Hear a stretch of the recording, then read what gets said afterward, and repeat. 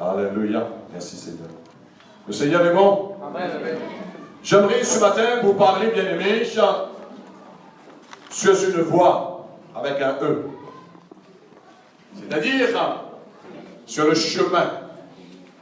Il y a beaucoup de chrétiens, sur des fois, ils ont mal compris la prospérité et bien sûr une vie abondante.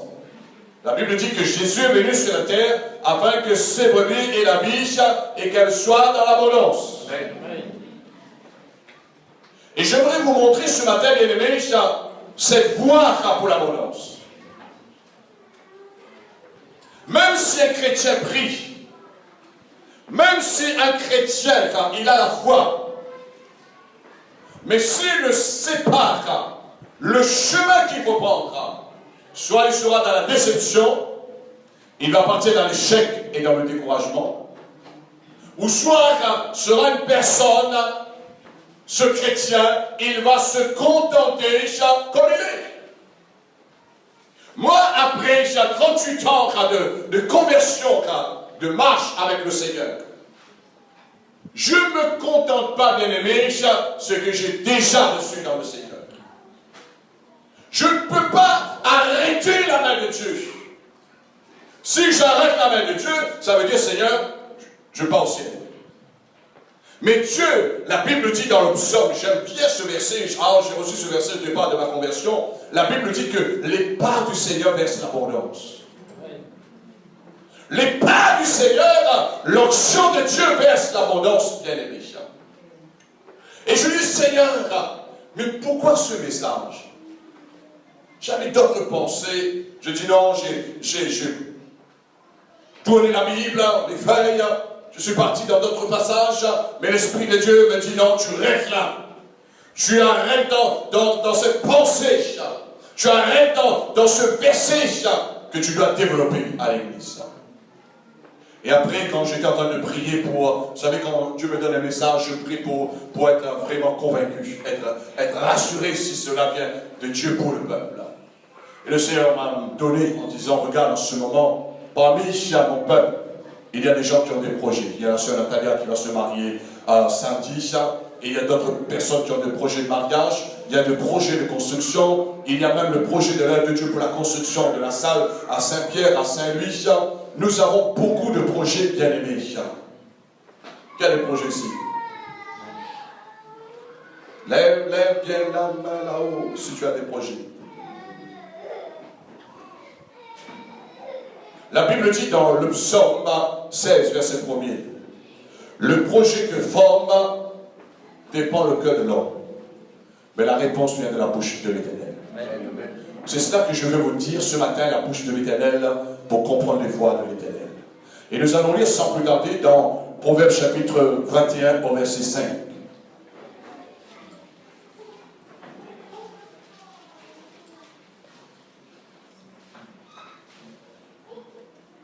Nous ne pouvons pas faire des projets bien-aimés qu'à 100 pailles comme dit un petit proverbe créole. Il y a trop de gens, sur le fois, ils font des erreurs, ils font n'importe quoi, bien-aimés. Vous savez, quand j'étais en train de préparer ce message pour que nous lisions ce verset, Dieu dit, regarde toi-même. Ça fait 38 ans que tu es avec moi, tu marches dans la foi. Ça fait 37 ans que tu es marié, tu as des projets pour ton mariage, tu as bâti ta famille, tu as bâti ta maison, tu as fait pas mal de choses dans ces années-là, mais tu as réussi. Et Dieu dit, ça ne vaut pas la peine que tu donnes les connaissances, les révélations à mes enfants. C'est cela qui m'a interpellé, bien aimé. Je ne vais pas partir au ciel de ne pas vous dire quelles sont les clés, le secret pour être dans cette voie de l'abondance. Amen. Au verset 5, nous lisons. Les projets de l'homme diligent. J'ai remplacé dans une autre version, c'est-à-dire le projet de l'homme qu'il va élaborer. C'est plus clair l'interprétation. Ne mène qu'à l'abondance.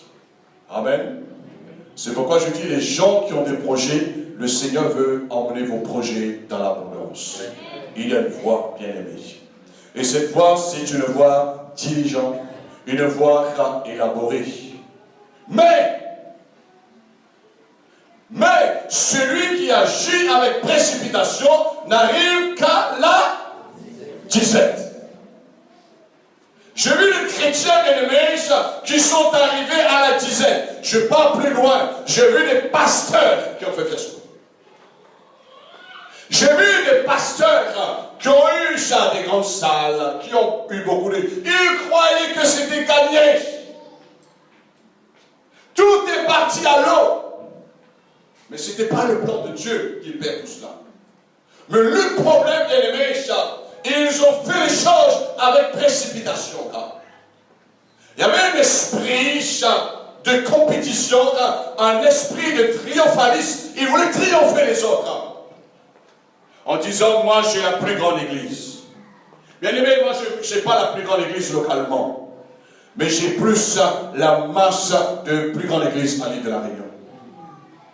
Je pars à Madagascar, je prêche avec 35 000 personnes. Je pars à Maurice, je prêche avec des milliers de personnes. À l'île de la Réunion, et je rends grâce à Dieu, tous les pasteurs m'invitent.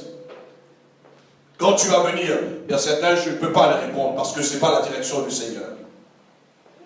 Mais j'ai compris quelque chose, bien aimé, c'est que Dieu m'a montré ça. On ne doit pas agir avec précipitation. J'ai agi au départ dans le ministère avec précipitation. C'était la première église qu'on avait formée, c'était la, comment dire ça, Viens-y-Voir. On a pris des salles un peu partout, on a rassemblé les gens. 5 ans après, tout est parti à nous.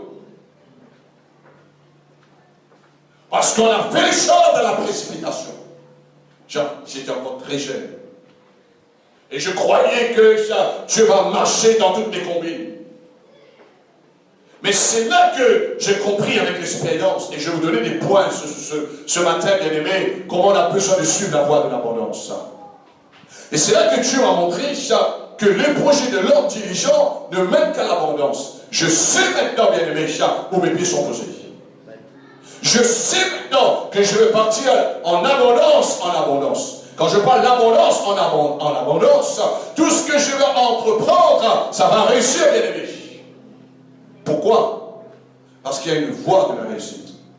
Cette voie de la réussite, Dieu a donné la sagesse à Salomon pour que nous puissions recevoir la parole aujourd'hui.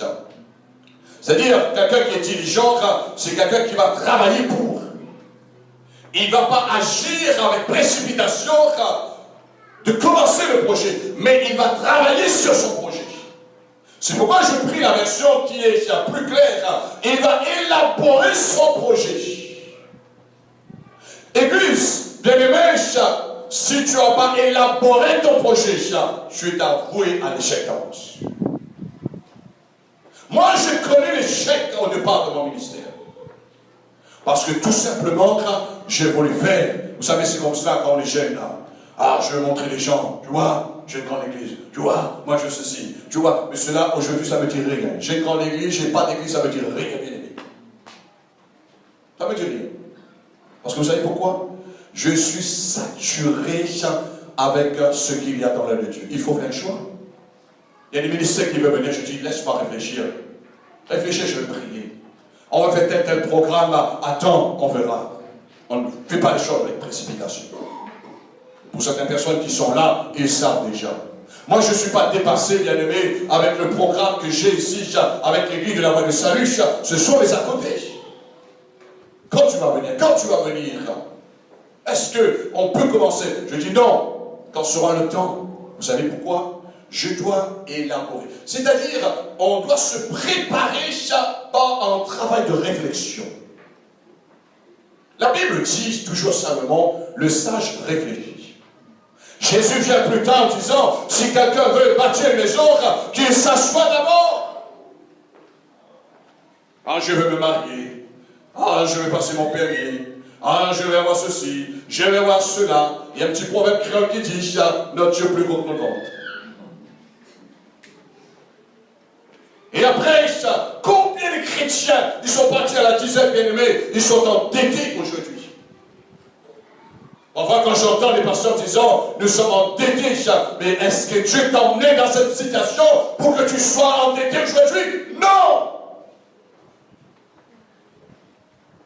Il faut bien vivre et bien dormir sur ces deux oreilles de soi, bien aimé, de ne pas avoir tracas. On doit ici, on doit là-bas, on est endetté. C'est pas bon. le stress, la maladie, tout va venir. On a besoin de comprendre. Vous savez, nous avons eu beaucoup de propositions, nous avons eu beaucoup de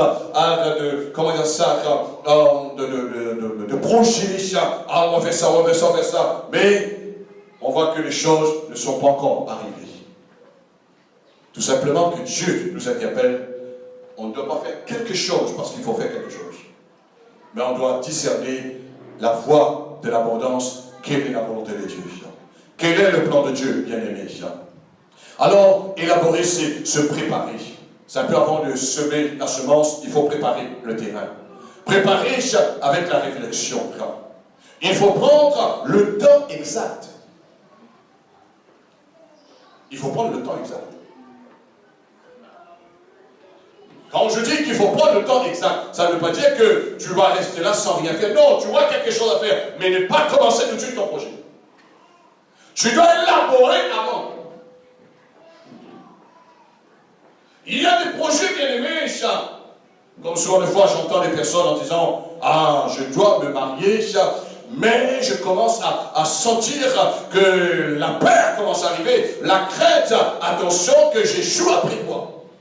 J'ai passé là avant vous. Et je vais vous donner des conseils dans quelques instants sur cette voie. Comment élaborer? C'est-à-dire élaborer, il y a un travail bien aimé à faire. Tu as un projet, tu as un mariage, mais tu dois élaborer cela. Parce que la parole de Dieu est claire. Celui, l'homme diligent, l'homme qui va élaborer ses projets, va lui emmener à l'abondance. Dieu veut le meilleur pour toi, bien-aimé. Dieu ne veut pas qu'un jour, quand tu pars, toi-même, ta famille, tes enfants et ceux qui viennent après, ils sont dans les problèmes. Dieu nous a pas appelés pour être comme cela. Ce sont les gens qui agissent comme des insensés. Il faut prendre du temps exact. Exemple bien-aimé, nous savons pour construire une maison. Il y a beaucoup d'exemples, mais on ne construit pas une maison comme ça en disant ben demain on va construire la maison. Non, non, non. Pour construire une maison bien-aimée, qu'est-ce qu'il faut faire? Hein? Le plan, voyez-vous? Est-ce que Dieu est d'accord avec moi, frère Dominique? Le plan. Hein? On va le terrain. Voilà. Déjà le terrain, si tu as. Là je parle déjà construction, hein, tu as déjà le terrain. Là. On va construire une maison, tu as déjà le terrain. Hein? Comment? Qu'est-ce qu'on va élaborer? Le devis. Mais avant le devis, je suis d'accord. Hein? Le besoin. Besoin, je suis d'accord, on va venir après.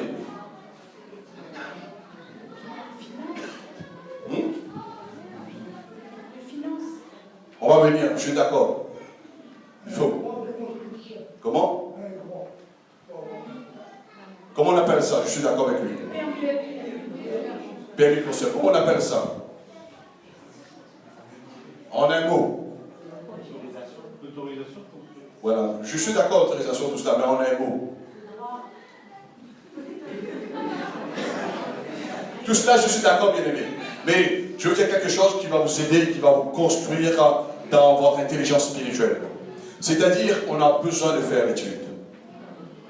Vous savez, avant qu'on a construit, je dis ça parce que j'ai travaillé sur le bâtiment, c'est-à-dire pour construire la nouvelle route de littoral bien aimé, on n'a pas commencé comme ça. Il y avait des finances. Hein, il y a des finances. Il sait qu'ils vont prendre des finances ici avec le peuple et puis avec le gouvernement. Mais il fallait faire l'étude. Parce que c'est un gros risque à prendre de construire un pont dans la mer. Voyez-vous? C'est pourquoi Jésus dit que le sage bâtit sa maison et doit faire l'étude. On ne doit pas bâtir sur le sable, mais on doit bâtir sur le roc. On fait l'étude. Même si on a le terrain, on doit faire l'étude si le terrain est constitué. On doit faire l'étude si le terrain, il n'y a pas d'autres projets pour plus tard. Et j'ai vu des personnes bien aimées, il y a des églises même qui ont construit des salles sans faire l'étude, ils ont tout perdu. Des problèmes se sont ajoutés, et ils n'ont pas pu faire face, ils ont abandonné. On a perdu l'argent des chrétiens, on a perdu le bâtiment, etc. J'en passe. Premièrement, il faut faire l'étude. Et l'étude, comme je viens de le dire tout à l'heure, il faut avoir le permis, il faut voir vraiment comme si le terrain est constructif, etc. En amour, il faut qu'on étudie sur ce projet. Il faut faire l'étude sur le projet.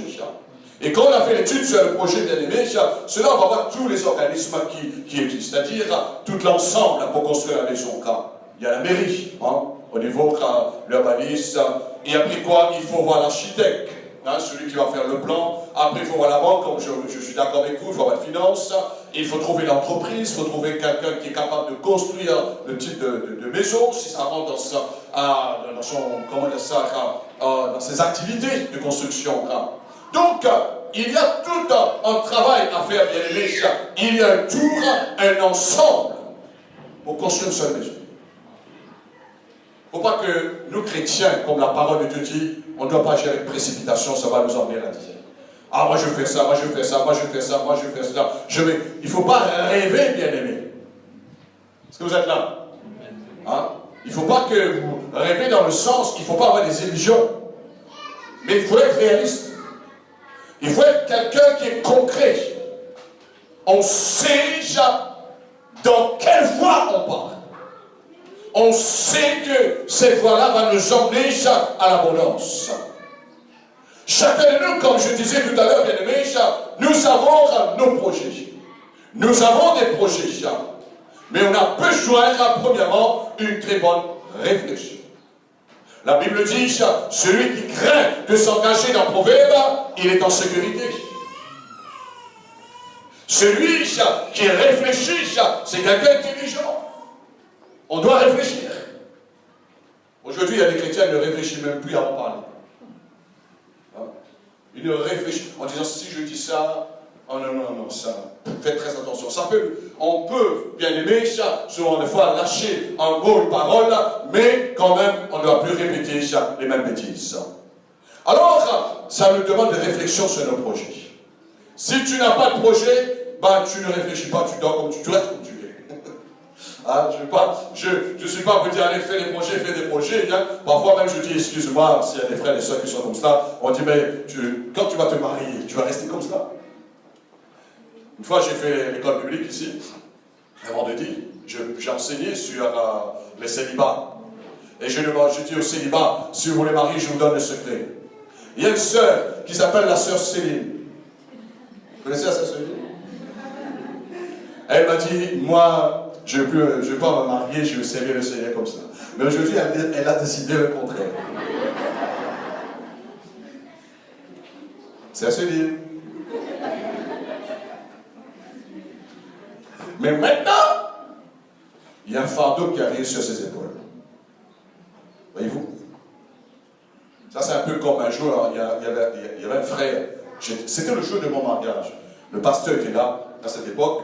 Il y avait un frère, lui, vous savez, parfois il y a des chrétiens qui parlent, essayent de jouer un petit peu le spirituel, je ne sais pas quoi, en disant, oh non, moi je ne vais pas me marier parce que j'ai certain âge, moi je ne vais pas me marier parce que je suis bien comme cela, mais le pasteur dit, ça va venir comme un envie, comme tu as mal au ventre.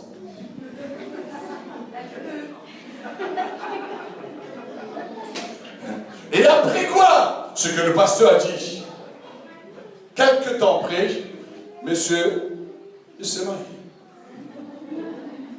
Pourquoi je parle comme ça? Moi aussi, je dis ça quand j'étais jeune. Je veux rester vieille garçon. Ma femme aussi, elle a dit ça quand elle était jeune. Elle me soignait sa maman. Mais voici maintenant, tout peut changer. Tout peut changer. Moi aussi, dans le ministère bien-aimé, je dis que je serai pasteur, je fais cela. Mais voici que Dieu maintenant, Dieu nous bouge quelque part. Parce que vous savez, nos pensées ne sont pas les pensées du Seigneur. Nos voix ne sont pas les voix du Seigneur. Bien-aimé, si Dieu te donne la vision exactement, ce qu'il a déjà préparé, planifié pour ta vie, pour ta famille, avant la fondation du monde, ce soir, tu vas plus dormir. Si Dieu te parle en disant, pour certains disent, moi je veux seulement un enfant, deux enfants, c'est suffisant. Mais Dieu dit non, tu auras 10 enfants. Hein?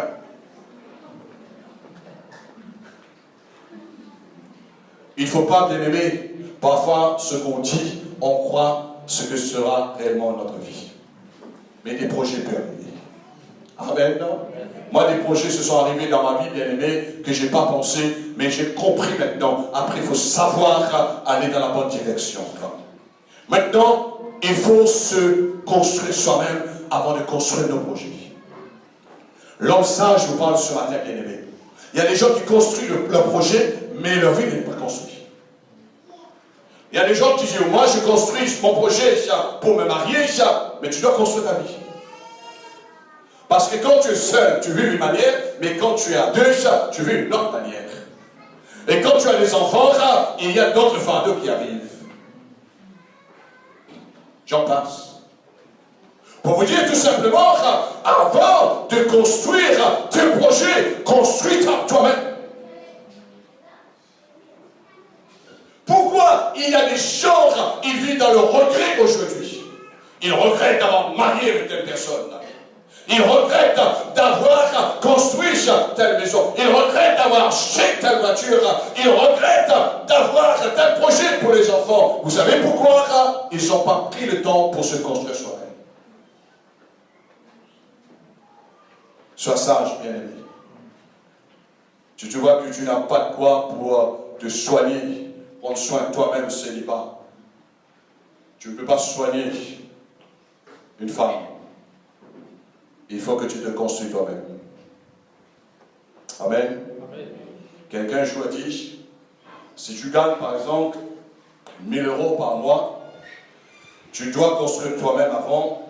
Si tu as un projet pour l'achat d'une voiture, peut-être je parle à quelqu'un, ou à quelqu'un ce matin, n'allez pas chercher une BMW que tu vas payer tout ton salaire le mois.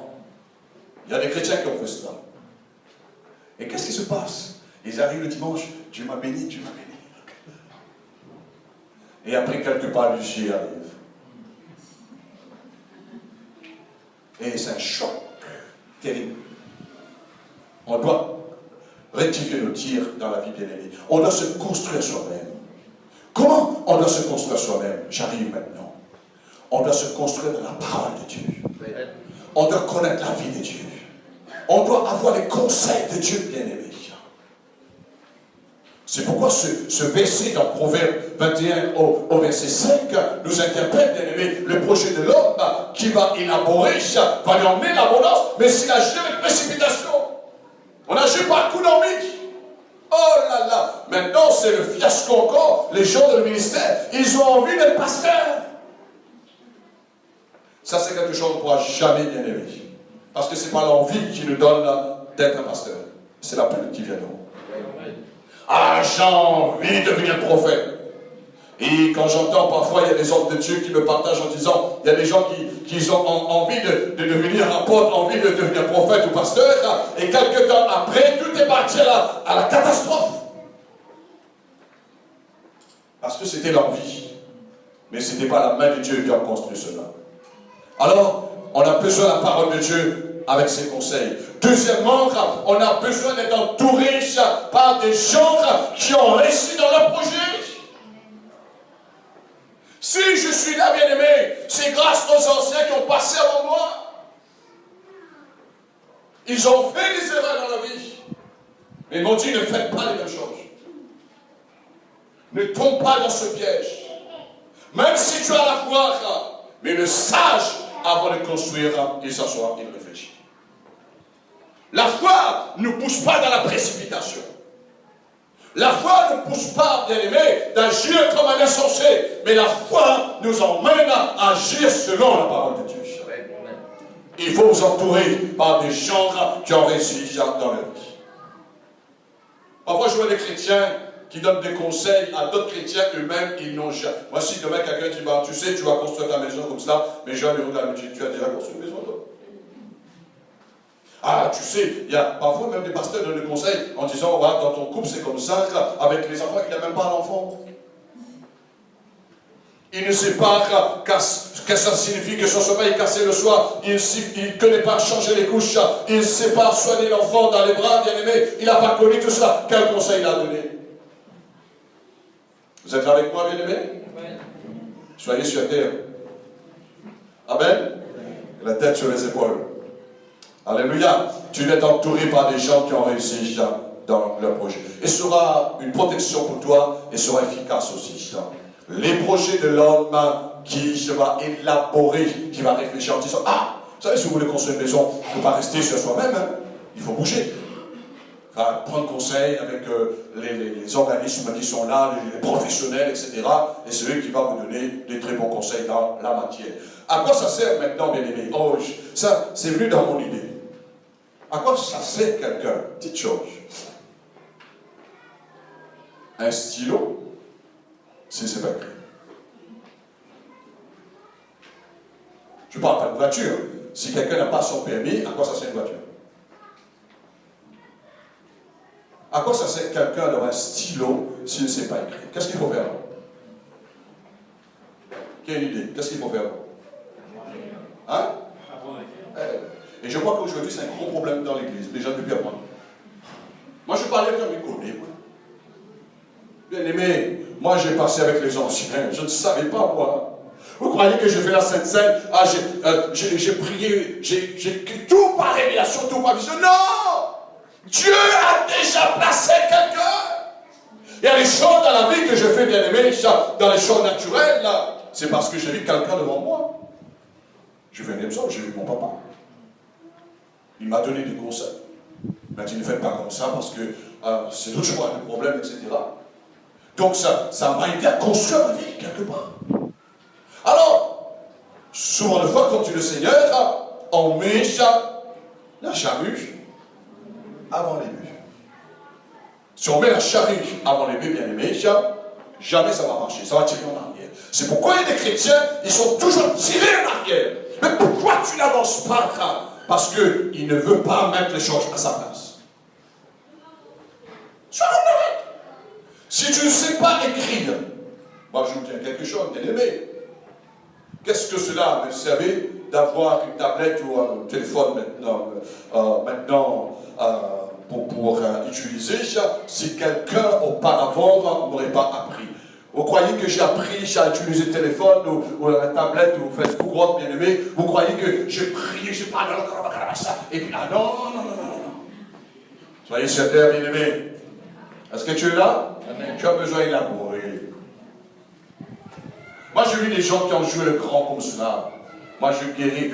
Vous savez, c'est triste, hein? Écoute-moi de ça. Il y a des gens, des hommes de Dieu, des pasteurs. Ah, moi, je suis un homme de Dieu. Moi, je prie, il y a des miracles ici, là-bas. Et quand la femme dit, est-ce que tu peux venir? Est-ce que tu peux percer 2 trous pour moi dans le mur? Ah, je ne peux pas. Et tous les excuses. Non, je ne suis pas appelé pour cela. Moi, je suis appelé pour prêcher. Vous savez pourquoi il parle comme ça? Parce qu'il n'a jamais voulu que quelqu'un me réponde. Et l'avantage, bien aimé, un jour, il y a un pasteur, il m'a dit cela. Pasteur Julien, tu as des avantages dans ta vie. Moi, ce que je sais, pasteur de la métropole, parce que quand il m'a téléphoné pour venir à la réunion, j'étais en train de poser les carreaux dans ma maison. Et il a dit, toi, c'est toi qui poses les carreaux, moi, je ne peux rien faire dans la maison, mais il faut que je paye tout. Quel bénéfice. Mais vous croyez que j'ai appris, j'ai posé les carreaux comme ça par révélation? Non, il y a quelqu'un qui m'a appris. Et je n'oublierai jamais, c'était le mari, c'est-à-dire le frère Boyer. J'ai appris avec lui. Vous savez, beaucoup de choses que je fais, bien aimé, j'ai appris avec quelqu'un. C'est comme si quelqu'un, les musiciens qui sont là, vous avez appris avec quelqu'un. Amen. À quoi ça sert, par exemple, vous avez un bel instrument chez vous, mais vous ne savez pas l'utiliser. Il faut commencer par le commencement. Amen. Alors, je poursuis avant de terminer, bien aimé. Il faut d'abord apprendre avant de passer à l'acte. Nos réussites, bien aimés, nos réussites dans la vie. Premièrement, on doit à Dieu. Premièrement, selon sa parole. Mais deuxièmement, il ne faut pas oublier, on doit aussi être conscient. Moi, je dis ça avec mon épouse. Je dis, si tu as la réussite de faire, tu as des talents pour faire la cuisine. Elle n'est pas partie à l'école, mais elle a eu ça avec ma maman. Parce que sa maman n'était pas tellement dans ce milieu. Mais elle a pris. Elle a pris en disant, tu fais comme... Elle demandait des conseils. Moi, je me donne parfois, il y a des gens qui disent, oh, il connaît tout. Ah oui? Mais je sais, il ne va pas avancer. Je sais. L'homme ne connaît pas tout sur la terre, bien-aimé. On a besoin les uns les autres sur la terre, bien-aimé. J'ai besoin de vous, bien-aimé. On a besoin peut-être celui qu'on considère le plus petit, on a besoin de lui. Qui a besoin de Frère André ici? Personne, non? Personne? Hein? C'est vrai? Frère André, il y a des gens qui te cherchent.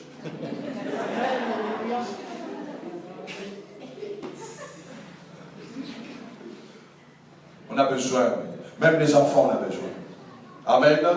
Je suis en train de vous emmener dans l'humilité ce matin, bien-aimés. Alors, je termine pour vous dire, nos réussites en doit à Dieu, aux anciens qui ont passé avant nous. Ils nous ont donné un exemple pour la réussite. Amen. Bien-aimés, Dieu, la Bible dit dans Proverbe 16, verset 1er, vous allez lire chez vous, le projet que forme dépend le cœur de l'homme, mais la réponse, ça vient de la bouche de l'Éternel. C'est Dieu qui met son cachet, son sceau. C'est Dieu qui met son avis favorable.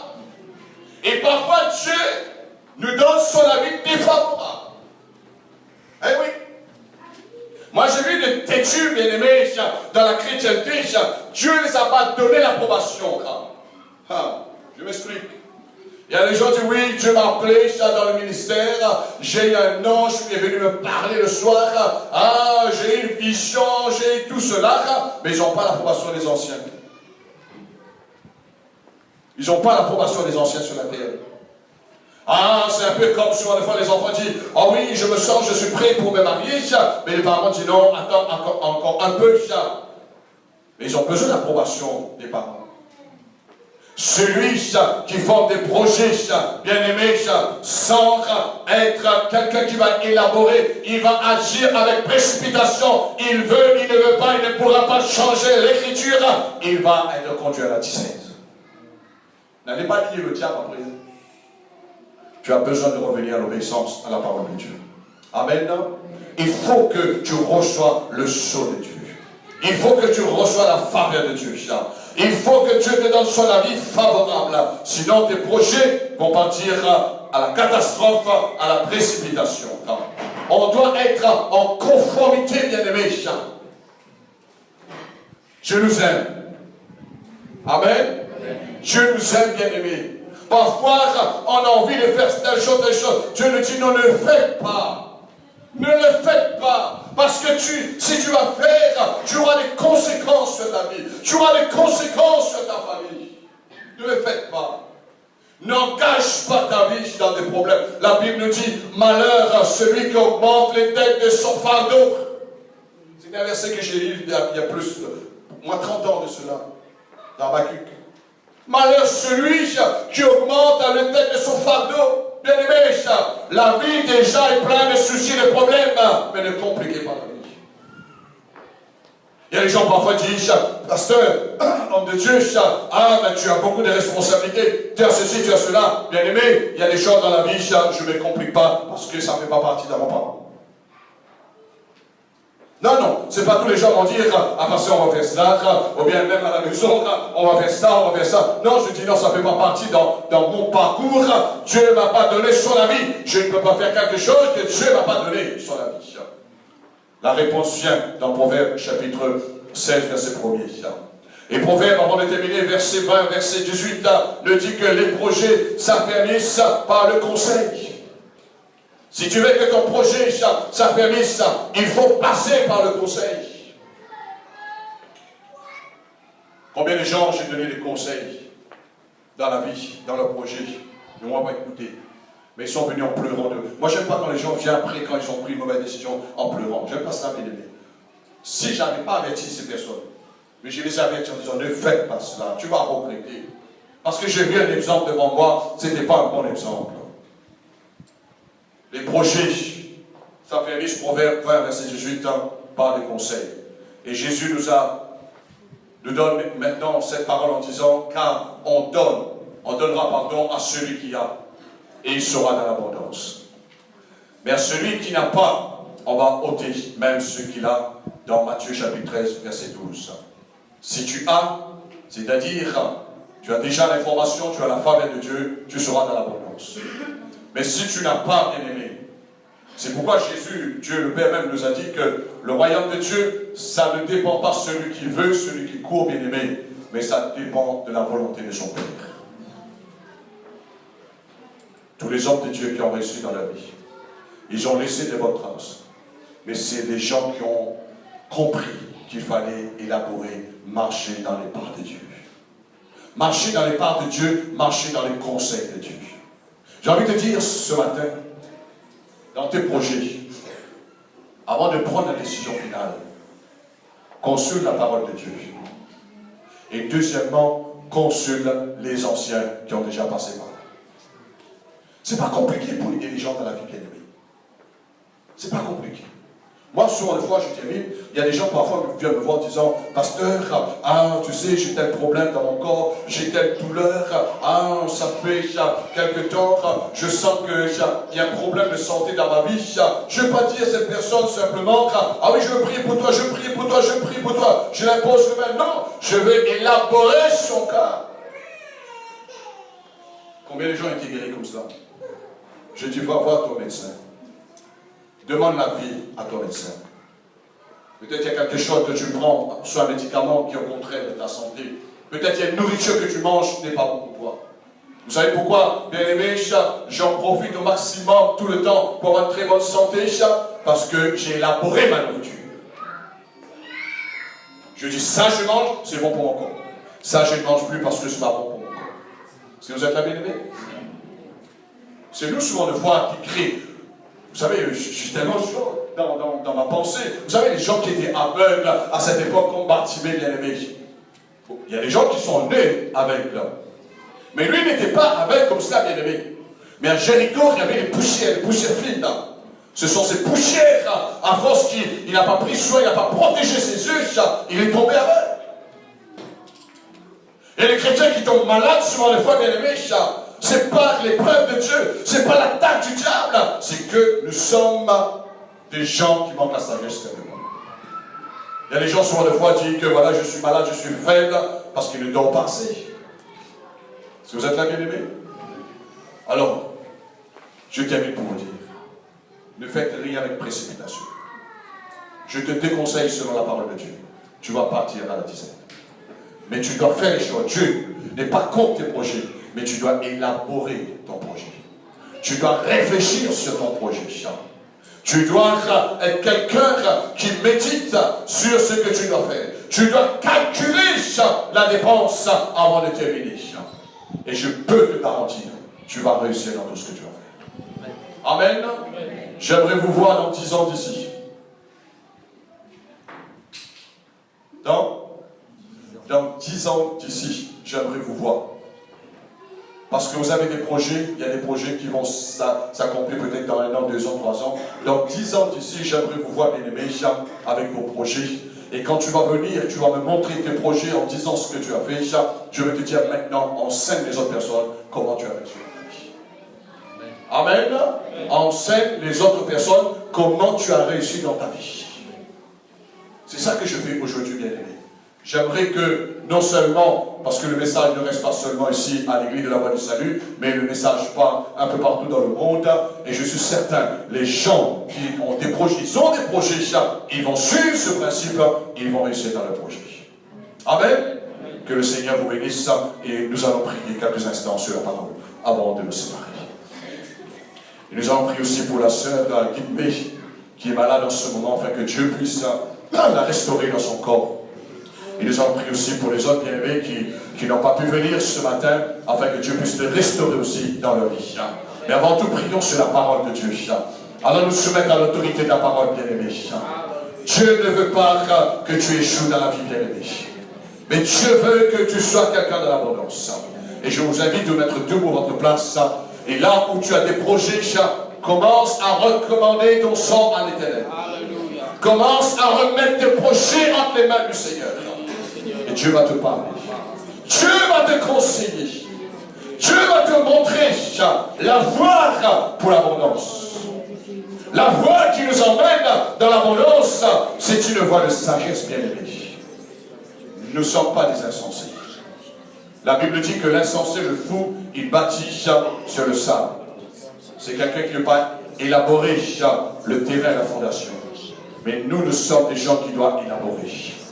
on doit faire l'étude avant tout. Et de voir tous les organismes pour notre projet, pour réaliser notre projet. Et je ressens dans mon esprit, bien-aimé, que Dieu vous a encouragé dans vos projets ce matin. Le Seigneur va vous donner son approbation. Il va vous donner cet avis favorable. Alors ce matin, prends les conseils de Dieu. Et que la peur, que la crainte soit envahie de ton cœur, puisse sortir de ton cœur. Et que Dieu te donne ce matin une pleine assurance. Lèvons nos mains et prions ensemble sur la parole. Père, nous voulons te dire merci pour la parole que tu nous as donnée. Au nom de Jésus-Christ, ton Fils bien-aimé. Maintenant, je prie sur ta parole, Seigneur. Je prie afin que cette voie que tu nous as montrée, Seigneur, cette voie de la sagesse, cette voie qui nous emmène à l'abondance, parce que la Bible dit, l'homme, Seigneur, qui va élaborer, Seigneur, l'homme diligent, dans ce projet, il va trouver l'abondance, la réussite. Mais celui qui agit par précipitation, ta parole dit, Seigneur, il va partir à l'échec, à la disette. Mais ta volonté, Seigneur, ce n'est pas que nous arrivons à la disette, que nous arrivons à l'échec, mais tu nous as appelés, Jésus-Christ. Tu nous as dit, Seigneur, tu es venu pour nous donner la vie, afin que nous ayons la vie en abondance. La vie, Seigneur, que nous soyons heureux, Seigneur, heureux sur cette terre. Que nous soyons, mon Dieu, comblés. Que nous soyons rassasiés.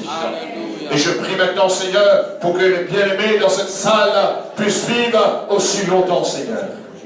Que le projet, Seigneur, puisse voir le jour. Que le projet puisse se réaliser, mon Dieu. Que le projet, Seigneur, pour leur vie, pour la vie de leurs enfants, puisse se réaliser. Et je prie, Seigneur, afin que mes yeux puissent voir le jour de ce projet pour la construction, Seigneur, de l'édifice, pour ton peuple de l'église, de la voie du salut. Dieu, merci parce que tu m'as parlé en premier, de ne pas agir avec précipitation, mais d'élaborer, Seigneur, ce projet pour la construction de ton œuvre. Seigneur, maintenant je laisse ta parole sur la table de chacun de tes enfants. Et je prie maintenant pour ceux qui n'ont pas pu venir ce matin. Nous pensons à notre sœur Guipé, Seigneur. Là où elle a besoin, Seigneur, de la restauration. Là où il a besoin d'être relevé dans sa maladie. Nous réclamons, Seigneur, à travers l'œuvre de la croix, l'œuvre de la rédemption, par tes meurtrissures, Seigneur, il y a la guérison qui découle dans son corps. Nous en donnons maintenant la guérison. Nous relâchons l'onction de la guérison dans le corps de notre sœur Guipé, Seigneur. Qu'elle soit rétablie, qu'elle soit rétablie. Nous disons au nom puissant de Jésus-Christ, elle est rétablie en l'instant même, à travers la puissance de l'Esprit, qui agit de près comme de loin. Alléluia. Seigneur, nous scellons maintenant sa santé. Nous prions afin que notre sœur prospère en santé et qu'elle soit remplie de bonheur. Seigneur, nous avons une pensée pour nos frères, pour nos sœurs bien-aimées qui n'ont pas pu nous rejoindre ce matin. Nous prions, Seigneur, de les encourager pour la sœur Ghislaine, Seigneur, même, Seigneur, pour la sœur Géraldine, même pour les autres bien-aimés, Seigneur, qui ont eu des ennuis, des empêchements. Nous prions, Père, de les fortifier, de les encourager, de les protéger. Et ma prière, comme tu nous as laissé cet exemple, Seigneur, que ta volonté se fasse dans la vie. Que ton règne vienne dans la vie, Seigneur. Et délivre-les du malin, Seigneur, qu'ils soient délivrés de toutes les œuvres et toutes les biens du diable pendant cette journée et pendant cette semaine-là. Nous voulons, Seigneur, te remercier ce matin. Ensemble, nous voulons glorifier ton nom. Nous allons dire merci encore au Seigneur avant de nous séparer pour ce moment béni dans sa présence. Nous rendons grâce à Dieu, bien-aimé, pour ce temps de louange. Dieu nous remercie pour ce temps que tu as pu louer Dieu ce matin. Ce temps que tu as pu adorer le Seigneur. Ce temps que tu as pu prendre à cette scène, ce temps que tu as pu entendre la parole de Dieu ce matin pour ton avenir. Et je déclare ce matin, je décrète sur ta vie, ton avenir sera un avenir heureux. Ton avenir sera un avenir prospère. Tu vas réussir dans tes voies avec Dieu. Dieu t'a destiné pour la réussite. Dieu a fait dans la tête et dans la queue. Et il a la tête sur les épaules, bien-aimés. Et il y a une pensée de Dieu dans votre pensée ce matin. et vous allez construire. Seigneur, merci pour la protection, pour tes anges qui nous protègent sur le chemin du retour. À toi toute la gloire. Merci Père, au nom de Jésus. Nous avons prié et nous disons Amen. Et nous acclamons le Seigneur, le roi des rois. Alléluia.